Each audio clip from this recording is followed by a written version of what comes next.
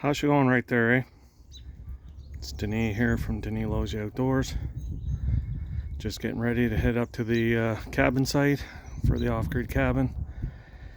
So I haven't done a video in a while. Had some issues. Actually I thought I had COVID, but I had a lung infection.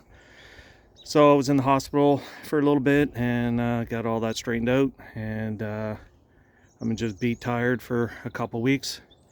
So yesterday I milled some wood, made some sawdust. Got a pretty good little pile of sawdust here. So I haven't been working on the off-grid cabin, obviously, because I explained in a few videos, systematically I had to get this pile of wood out of here so that I can bring some cedar logs from the woodlot to here while I have the mill set up, because I want to mill a few logs just like the for my off-grid kitchen. So I want to build the kitchen probably 3 or 4 logs high. It's going to be like 10 by 12 because my trailer is 12 feet long. And what I'm going to do is bring the logs here, mill 2 sides of them. I'll just show you. For example, this is what they're going to look like. I have one sitting on. So that's a cedar log right there. That 2 sides were milled. That's too short. So they'll be 10 to 12 feet long and probably 3 or 4 feet high. And like I said, what I want to do is I want to practice my joinery on that outdoor kitchen first. So it'll be, like I said, 3 or 4 feet high with logs. Then later I can chink it, and then I want to kind of drill in and mortise some cedar logs.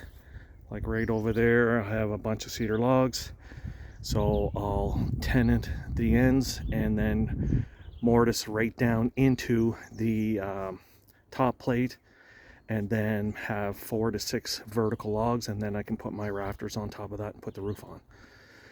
Anyhow, a lot on the go. Like I said, I'm going to take a trip up to the woodlot. I want to fill this trailer up. I have an old picnic table and some old tables I want to throw on there.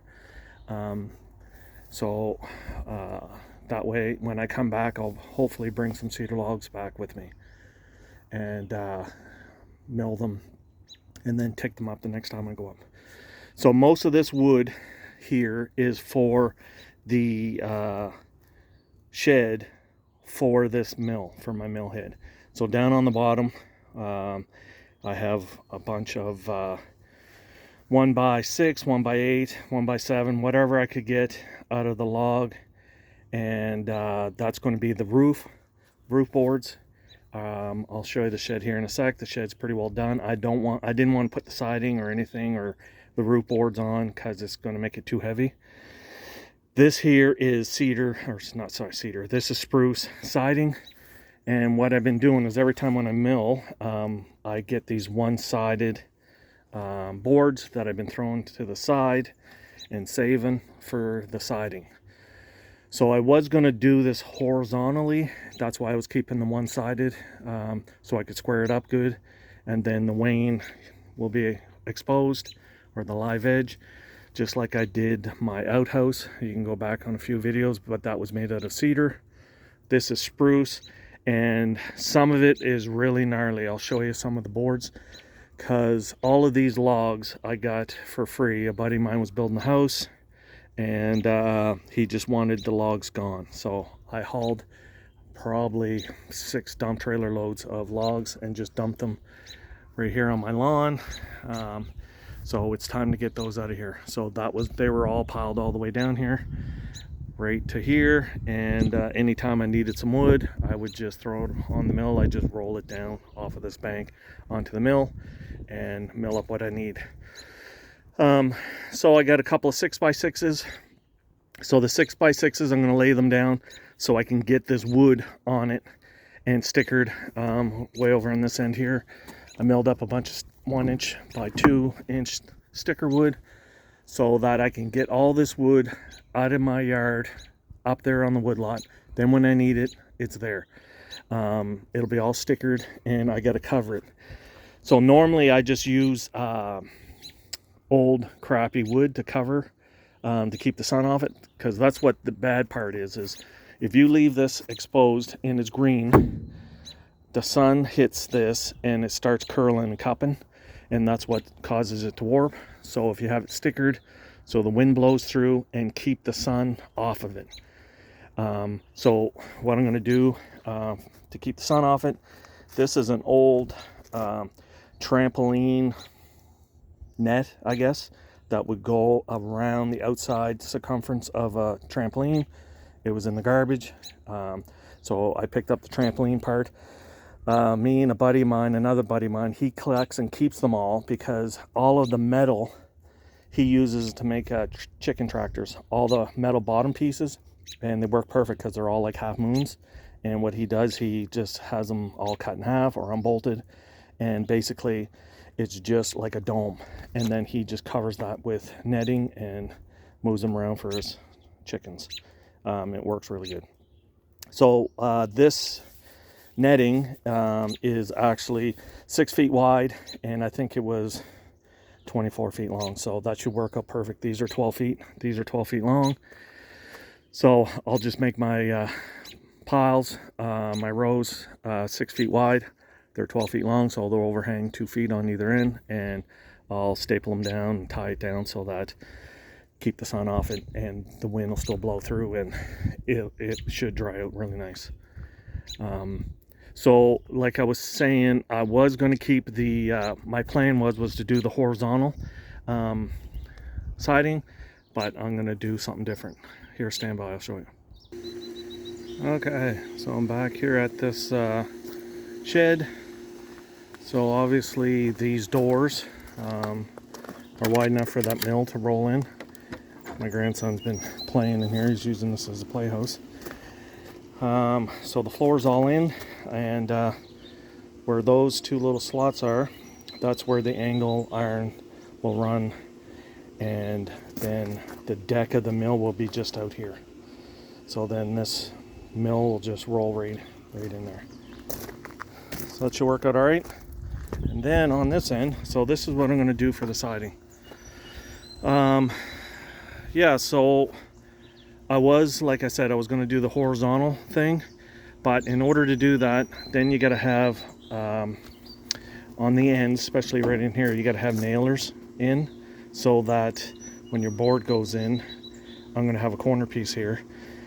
So that would have to be a block so that I can nail them all on this end, because I wanted to put a big, thick, like a 6-inch piece of vertical siding that's going to stick out farther than the siding, so when you overlap it, it's got to be 2 inches. So instead of doing all of that, I figured this is what I'm going to do here. So the square edges I'm going to have on the end, and then the next one will come over and overlap, and then this is just obviously just a piece of slab wood that I wasn't going to throw it away, but I didn't straighten the edges of it, so I'll just put that in, overlap. There's probably a gap about 3 inches in between, so I'll just keep alternating and just keep overlapping them all the way, and then I'll just run down and cut it off with the chainsaw, try to keep them somewhat vertical, and then cut the top off with the chainsaw, and I think that should work out all right. Be a lot quicker, simpler, and then I don't have to worry about the ends.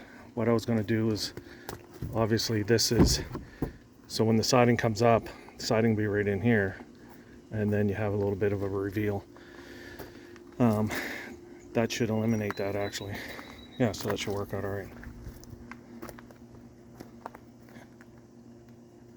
Yeah, so that's the plan, and like I said, I got a pile of this stuff. I had some really wide, gnarly looking stuff. I'll show you that here in a sec. So it shouldn't take very long to cover this.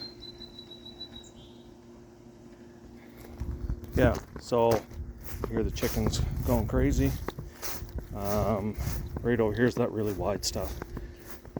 And like I said, this wood that I got, we call that cattle spruce because it must have been an old farm, and then it all grew up and there was a lot of branches. And when I'm milling, I would just mill, what you're doing is you're hacking off so that you can get a square cant or some type of dimensional cant that you can either mill into boards, 2x4s, or nice 1-inch boards with flat ends on either end all the way around. So you have to get rid of this stuff. This stuff is just, you got to hack it off, and you keep whittling it down. I was saving this stuff because I thought it would look really cool vertically on that shed, but I think it'll look just as good vertically. Before I was going to do it horizontally, sorry. Anyhow, that's what's going on now. What I'll do is once I get up to the woodlot, I'm hoping it's going to clear up today. It's been rainy, misty for the past couple of days.